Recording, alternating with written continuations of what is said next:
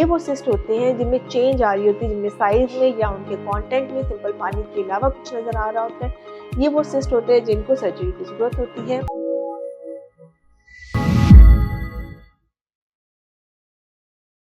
अस्सलाम वालेकुम जी, ये बात करेंगे हम पानी की थैली या ओवेरियन सिस्ट के बारे में, जिसके बारे में बहुत सारे सवाल किए जाते हैं और उस पर हम पहले भी बात कर चुके हैं। आज स्पेसिफिकली जिस कॉन्टेक्स्ट में हम बात करेंगे वो ये है कि अगर पानी की थैलियाँ, अगर आप प्रेग्नेंट हैं और आप या आपको पानी की थैलियाँ हो गई या पानी की थैलियाँ मौजूद थी और आपको प्रेगनेंसी स्टार्ट हो गई है, तो उस सूरत हाल में आपको क्या करना चाहिए, ठीक है। सो सबसे पहली इंपॉर्टेंट बात यह है कि हम ओवेरियन सिस्ट जिसको पानी की थैली कह रहे हैं, वो उसकी नेचर क्या है ये हमें पता होनी चाहिए। अगर तो सिंपल सिस्ट है और आपको प्रेगनेंसी हो गई है या प्रेगनेंसी के दौरान एक सिंपल सिस्ट डेवलप हो गई है, तो आपने उसका कुछ भी नहीं करना होता। जस्ट आप ट्राइमेस्टर वाइज अल्ट्रासाउंड करा के उसकी साइज को जरूर मॉनिटर कर सकते हैं। अगर उसका साइज बहुत ज्यादा बढ़ गया है तो हाँ, उसके बारे में, उसकी ट्रीटमेंट के बारे में सोचा जा सकता है, जो कि यूजुअली सेकेंड ट्राइमेस्टर के बाद किया जाता है। और अगर फर्ज करें कि आपने उस वक्त उसका ट्रीट नहीं किया और किसी भी वजह से आपका सीजरियन सेक्शन हुआ है, तो एट दैट टाइम उसको रिमूव किया जा सकता है। लेकिन कभी भी ओवेरियन सिस्ट को खत्म करने के लिए सिजेरियन सेक्शन की ऑप्शन आपने नहीं लेनी है। यानी ओवेरियन सिस्ट की वजह से आपका सिजेरियन नहीं होता, सो वो ऑप्शन पे मत जाइएगा। लेकिन ये कि अमूमन ये थैलियां प्रेगनेंसी में बनती हैं या प्रेगनेंसी से पहले मौजूद होती हैं और अब खुद ब खुद प्रेगनेंसी में खत्म होना शुरू हो जाती हैं।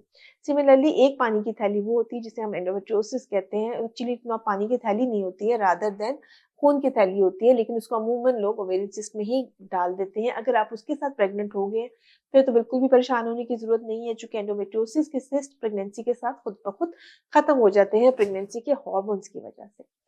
तीसरी सिस्ट जो ओवेरियन सिस्ट होती है, अगर वो ऑलरेडी काफी अरसे से मौजूद थी और वो इतनी सिंपल नहीं लग रही है, उसके अंदर कोई ना कोई उनको सॉलिड कंपोनेंट महसूस होना शुरू हो गया या उसका साइज बेतहाशा बढ़ना शुरू हो गया, ये वो सिस्ट होते हैं जिनमें चेंज आ रही होती है, जिनमें साइज में या उनके कंटेंट में सिंपल पानी के अलावा कुछ नजर आ रहा होता है।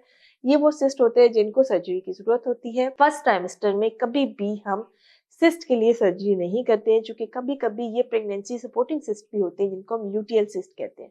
सो फर्स्ट ट्राइमेस्टर में हम कभी भी सर्जरी नहीं करते, प्रेगनेंसी जाया हो जाती है। हाँ, सेकंड ट्राइमेस्टर के अंदर इनकी सर्जरी हम कंफर्टेबली कह लें या सेफली परफॉर्म कर सकते हैं और प्रेगनेंसी को हम इंटैक्ट रहने देते हैं, प्रेगनेंसी को नहीं छेड़ते हैं और सिर्फ सिस्ट को ही हम रिमूव कर देते हैं और प्रेगनेंसी आगे अपनी कंटिन्यू रहती है।